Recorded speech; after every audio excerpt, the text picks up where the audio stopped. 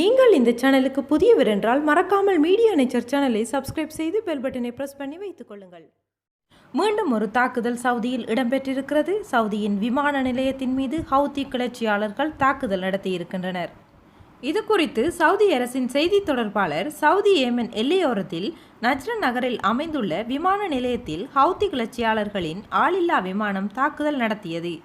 Houthi கிளர்ச்சியாளர்கள் பொதுமக்கள் குடியிருப்பு பகுதிகளிலும் தாக்குதல் நடத்தியுள்ளனர் என குறிப்பிட்டுள்ளார். இந்த தாக்குதலால் ஏற்பட்ட பாதிப்புகள் குறித்த எந்த தகவலையும் சவுதி தெரிவிக்கவில்லை. தென்மேற்கு ஆசிய நாடான ஏமன் நாட்டில் சன்னி பிரிவைச் சேர்ந்த அதிபர் மன்சூர் ஹைத்திக்கும் சியா பிரிவைச் சேர்ந்த ஹவுத்தி கிளர்ச்சி படைக்கும் இடையே கடந்த 2015 மார்ச் முதல் உள்நாட்டு போர் நடைபெற்று வருகிறது.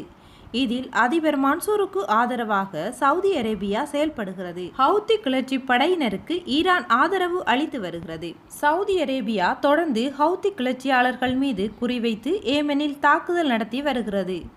கிளர்ச்சியாளர்களுக்கு ஈரான் ஆதரவு அளித்து வருகிறது. இதில் கடந்த சில மாதங்களாக ஹவுத்தி கிளர்ச்சியாளர்களுக்கும் சவுதிக்கும் இடையே மோதுதல் வலுத்து வருகிறது.